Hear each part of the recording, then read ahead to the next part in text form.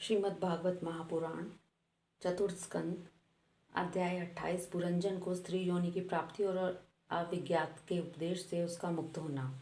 श्री नारद जी कहते हैं, राजन, फिर भय नामक यवनराज के आज्ञाकारी सैनिक प्रज्वार और कालकन्या के साथ इस पृथ्वी तल पर सर्वत्र विचरने लगे। एक बार उन्होंने बड़े वेग से बूढ़े सांप से सुरक्षित और संसार की सब प्रकार की सुख सामग्री से संपन्न पुरंजनपुरी को घेर लिया। तब जिसके चुंगल में फंसकर पुरुष शीघ्र ही निसार हो जाता है, वह कालकन्या बलात् उस पुरी की प्रजा को भोगने लगी। उस समय वे यवन भी कालकन्या के द्वारा भोगी जाती हुई उस पुरी में चारों ओर से भिन्न भिन्न द्वारों से घुसकर उसका विध्वंस करने लगे। पुरी के इस प्रकार पीड़ित किए जाने पर उसके स्वामित्व का अभिमान रखने वाले ममताग्रस्त बहुकुटुंबी राजा पुरंजन को भी नाना प्रकार के कलेश सताने लगे। कालकन्या के आलिंगन करने से उसकी सारी श्री नष्ट हो गई तथा अत्यंत विषयासक्त होने के कारण वह बहुत दीन हो गया। उसकी विवेक शक्ति नष्ट हो गई। गंधर्व और यवनों ने बलात् उसका सारा ऐश्वर्य लूट लिया। उसने देखा कि सारा नगर नष्ट भ्रष्ट हो गया है। पुत्र पौत्र भृत्य और अमात्य वर्ग प्रतिकूल होकर अनादर करने लगे हैं। स्त्री स्नेह शून्य हो गई है। मेरी देह को काल कन्या ने वश में कर रखा है और पांचाल देश शत्रुओं के हाथ में पड़कर भ्रष्ट हो गया है। यह सब देखकर राजा पुरंजन अपार चिंता में डूब गया और उसे उस विपत्ति से छुटकारा पाने का कोई उपाय न दिखाई दिया। कालकन्या ने जिसे निसार कर दिया था, उन्हीं भोगों की लालसा से वह दीन था। अपनी पारलौकिक गति और बंधुजनों के स्नेह से वंचित रहकर उसका चित्त केवल स्त्री और पुत्र के लालन पालन में ही लगा हुआ था। ऐसी अवस्था में उसने बिछुड़ने की इच्छा न होने पर भी उसे उस पुरी को छोड़ने के लिए बाध्य होना पड़ा, क्योंकि उसे गंधर्व और यवनों ने घेर रखा था तथा काल कल्याण ने कुचल दिया था। इतने में ही यवनराज भय के बड़े भाई प्रज्वार ने अपने भाई का प्रिय करने के लिए उसे सारी पुरी में आग लगा दी। जब वह नगरी जलने लगी तब पूर्ववासी सेवक वृंद, संतान वर्ग और कुटुंब की स्वामिनी के सहित कुटुंब वत्सल पुरंजन को बड़ा दुख हुआ। नगर को कालकन्या के हाथ में पड़ा देख उसकी रक्षा करने वाले सर्प को भी बड़ी पीड़ा हुई, क्योंकि उसके निवास स्थान पर भी यवनों ने अधिकार कर लिया था और प्रज्वार उस पर भी आक्रमण कर रहा था। जब उस नगर की रक्षा करने में वह सर्वथा असमर्थ हो गया, तब जिस प्रकार जलते हुए वृक्ष के कोटर में रहने वाला सर्प उससे निकल जाना चाहता है, उसी प्रकार उसने भी महान कष्ट से कांपते हुए वहां से भागने की इच्छा की। उसके अंग प्रत्यंग ढीले पड़ गए तथा गंधर्वों ने उसकी सारी शक्ति नष्ट कर दी थी। अतः जब यवन शत्रुओं ने उसे जाते देखकर रोक लिया, तब वह दुखी होकर रोने लगा। ग्रह आसक्त पुरंजन देह गेह आदि में ही मैं मेरेपन का भाव रखने से अत्यंत बुद्धिहीन हो गया था। स्त्री के प्रेम पाश में बंधकर वह बहुत दीन हो गया था। अतः जब उसके बिछड़ने का समय उपस्थित हुआ, तब वह अपनी पुत्री पुत्र पौत्र पुत्र वधु दामाद नौकर और घर खजाना और तथा अन्य जिन पदार्थों में उसकी ममता भर शेष थी, उन सब के लिए उसे इस प्रकार चिंता होने लगी। मेरी भार्या तो बहुत ग्रह गृहस्थी वाली है। जब मैं परलोक में चला जाऊंगा, तब यह असहाय होकर अपना जीवन निर्वाह किस प्रकार करेगी। इसे इन बाल बच्चों की चिंता ही खा जाएगी। यह मेरे भोजन किए बिना भोजन नहीं करती थी और स्नान किए बिना स्नान नहीं करती थी। सदा मेरी ही सेवा में तत्पर रहती थी। मैं कभी रूठ जाता तो यह बड़ी भयभीत हो जाती थी और झिड़कने लगता तो यह डर के मारे चुप रह जाती थी। मुझसे कोई भूल हो जाती तो यह मुझे सचेत कर देती थी। मुझसे इतना अधिक स्नेह है कि यदि मैं कभी परदेश चला जाता था तो यह विरह व्यथा से सूख कर काटा हो जाती थी। यूँ तो यह वीर माता है, तो भी मेरे पीछे क्या यह गृह आश्रम का व्यवहार चला सकेगी। मेरे चले जाने पर एकमात्र मेरे ही सारे रहने वाले पुत्र और पुत्री भी कैसे जीवन धारण करेंगे। ये तो बीच समुद्र में नाव टूट जाने से व्याकुल हुए यात्रियों के समान बिल पिलाने लगेंगे। यद्यपि ज्ञान दृष्टि से उसे शोक करना उचित न था, फिर भी अज्ञानवश राजा पुरंजन इस प्रकार दीन बुद्धि से अपने स्त्री पुत्र आदि के लिए शोकाकुल हो रहा था। इसी समय उसे पकड़ने के लिए वहां भयानक यवनराज आधमका। जब यवन लोग उसे पशु के समान बांधकर अपने स्थान को ले चले, तब उसके अनुचरण अत्यंत आतुर और शोकातुल होकर उसके साथ हो लिए। यवनों द्वारा रोका हुआ सर्प भी उस पुरी को छोड़कर इन सब के साथ ही चल दिया। उसके जाते ही सारा नगर छिन्न भिन्न होकर अपने कारण में लीन हो गया। इस प्रकार महाबली यवनराज के बलपूर्वक खींचने पर भी राजा पुरंजन को अज्ञानवश अपने हितैषी एवं पुराने मित्र अविज्ञात का स्मरण नहीं किया। उस निर्दय राजा ने जिन यज्ञ पशुओं की बलि दी थी, वे उसकी दी हुई पीड़ा को याद करके उसे क्रोधपूर्वक कुठारों से काटने लगे। वह वर्षों तक विवेकहीन अवस्था में अपार अंधकार में पड़ा निरंतर कष्ट भोगता रहा। स्त्री की आसक्ति से उसकी यह दुर्गति हुई थी। अंत समय में भी पुरंजन को उसी का चिंतन बना हुआ था, इसलिए दूसरे जन्म में वह नृपश्रेष्ठ विदर्भ राज के यहाँ सुंदरी कन्या होकर उत्पन्न हुआ। जब वह विदर्भ नंदनी विवाह योग्य हुई तब विदर्भ राज ने घोषित कर दिया कि इसे सर्वश्रेष्ठ पराक्रमी वीर ही ब्याह सकेगा। तब शत्रु के नगरों को जीतने वाले पांड्य नरेश महाराज मल्यध्वज ने समर भूमि में समस्त राजाओं को जीतकर उसके साथ विवाह किया। उससे महाराज मल्यध्वज ने एक श्यामलोचना कन्या और उससे छोटे 7 पुत्र उत्पन्न किए, जो आगे चलकर द्रविड़ देश के 7 राजा हुए।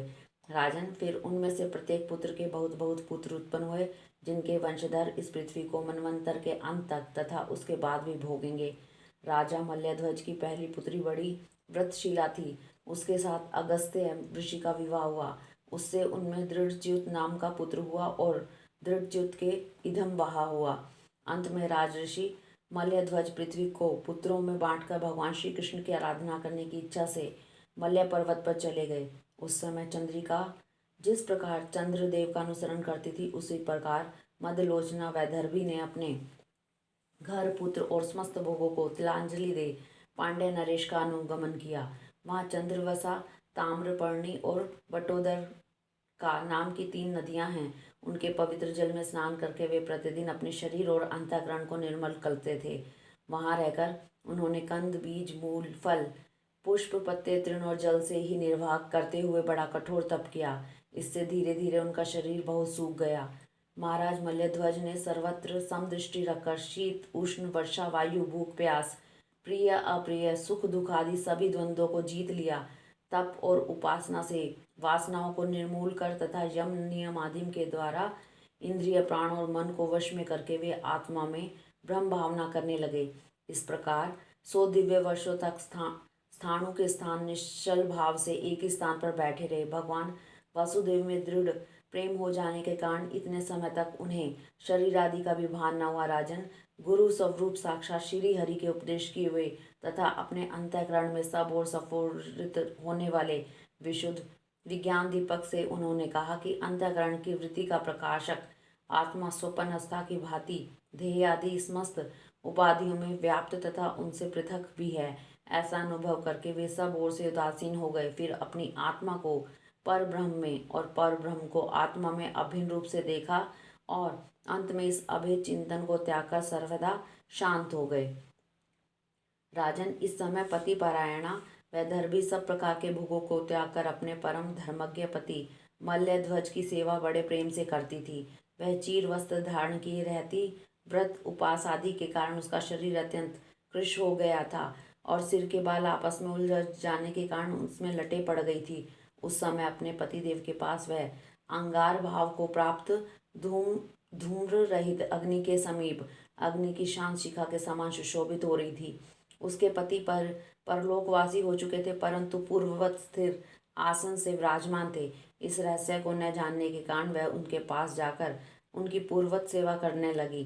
चरण सेवा करते समय जब उसे अपने पति के चरणों में गर्मी बिल्कुल नहीं मालूम हुई, तब तो वह झुंड से बिछुड़ी मृगी के समान चित्त में अत्यंत व्याकुल हो गई। उस बीहड़ वन में अपने को अकेली और दीन अवस्था में देखकर वह बड़ी शोकाकुल हुई और आंसुओं की धारा से स्तनों को भिगोती हुई बड़े जोर जोर से रोने लगी। वह बोली, राजऋषि उठे उठे, समुद्र से घिरी हुई यह वसुंधरा लुटेरों और अधार्मिक राजाओं से भयभीत हो रही है, आप इसकी रक्षा कीजिए। पति के साथ वन में गई हुई वह अबला इस प्रकार विलाप करती पति के चरणों में गिर गई और रो रो कर आंसू बहाने लगी। लकड़ियों की चिता बनाकर उसने उस पर पति का शव रखा और अग्नि लगाकर विलाप करते करते स्वयं सती होने का निश्चय किया। राजन, इसी समय उसका कोई पुराना मित्र एक आत्मज्ञानी ब्राह्मण वहां आया। उसने उस रोती अबला को मधुर वाणी से समझाते हुए कहा। ब्राह्मण ने कहा, तू कौन है, किसकी पुत्री है और जिसके लिए तू शोक कर रही है वह यह सोया हुआ पुरुष कौन है? क्या तू मुझे नहीं जानती? मैं वही तेरा मित्र हूँ जिसके साथ तू पहले विचरा करती थी। सखे, क्या तुम्हें अपनी याद आती है? किसी समय मैं तुम्हारा अविज्ञात नाम का सखा था। तुम पृथ्वी के भोग भोगने के लिए निवास स्थान की खोज में मुझे छोड़कर चले गए थे। आर्य, पहले मैं और तुम एक दूसरे के मित्र एवं मानस निवासी हंस थे। हम दोनों सहस्त्रों वर्षों तक बिना किसी निवास स्थान के ही रहते थे।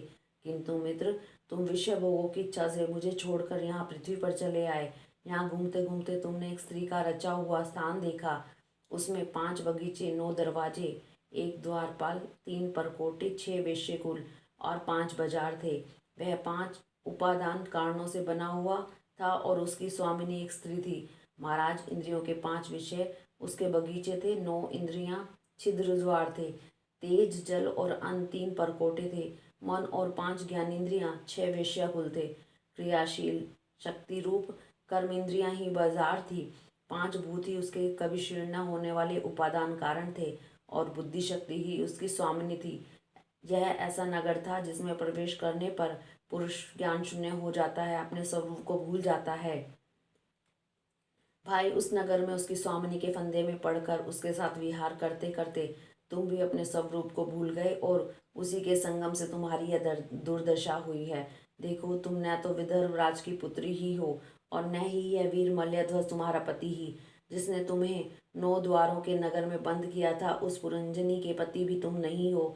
तुम पहले जन्म में अपने को पुरुष समझते थे, अब सती स्त्री मानते हो। यह सब मेरी ही फैलाई हुई माया है। वास्तव में तुम न पुरुष हो न स्त्री, हम दोनों तो हंस हैं। हमारा तो वास्तविक स्वरूप है, उसका अनुभव करो।